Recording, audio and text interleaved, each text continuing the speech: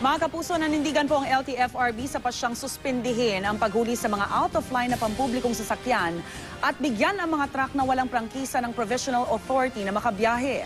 Sa kabilang banda, nagmamatigas ang mga alkalde sa Metro Manila. Hindi raw nila susundin ang naturang utos. At sa gitna nito, mga tsuper ang nalilito. Nakatutok si Steve Dailisa. Hindi man mala parking lot tulad kahapon, matraffic pa rin sa EDSA ngayong araw. Kung dati raw may peak o off-peak hours pa ng mga sasakyan, ngayon halos maghapong mabagal ang usad. Nakadagdag pa ang pabugso-bugsong ulan. Sa kalbaryong ito, nakaturo daw ang lahat ng daliri ng Metro Manila Mayors at ng MMDA sa Land Transportation Franchising and Regulatory Board o LTFRB. Pero ang LTFRB di raw matitinag sa kanilang kautusang nagsususpinde sa panguhuli ng mga out-of-line na pampublikong sasakyan at kautusang nagbibigay laya sa mga truck na berde ang plaka na makabiyahe bilang truck for hire. Ito'y habang pinag-aaralan ng mga ruta ng mga sasakyan. May hirap lagyan ng cap kasi maski kaanong kagaling na economist ka, can you answer the question, how many trucks will Metro Manila require? We have a growing economy. Yung dedicated truck lane na na-identify, yung binigay na 24/7, yun. Sinusuportahan natin yun.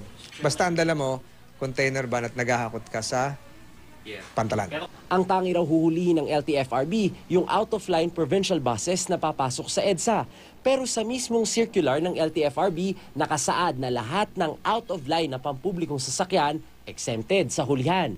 Ang kalituhang ito, tiyak mga tsuper ang iinda. Sabi ng ilang may lehitimong prangkisa, kung gaano sana kabilis pahintulutang bumiyahe ang mga kolorum, 2 taon namang natetenga ang pagre-renew ng prangkisa. Kita mo, yung mga walang prangkisa, yung mga kolorum, pinababiyahe.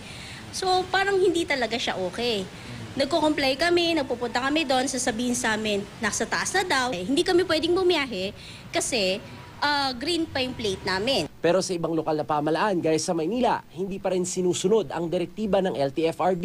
Hindi nga lang masagot ng LTFRB kung anong proteksyon ang kayang ibigay ng kanilang mga kautusan sa mga tsuper na may bitbit nito. Yes, sir, tutulungan ba ng LTFRB yung mga tsuper na halimbawa huli? Opo, tutulungan po natin sila. We will provide them the necessary certifications. Legal assistance?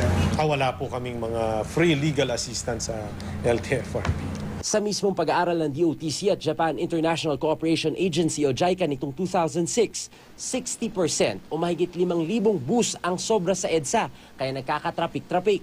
Hindi pa kasama sa bilang ang mga AUV, kaya kung hindi lilimitahan ang bilang ng mga sasakyan, sabi ng MMDA.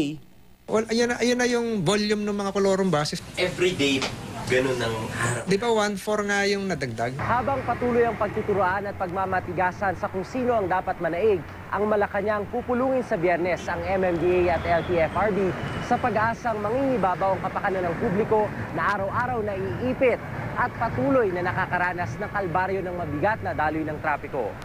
Steve Dailisa, Nakatutok, 24 Oras.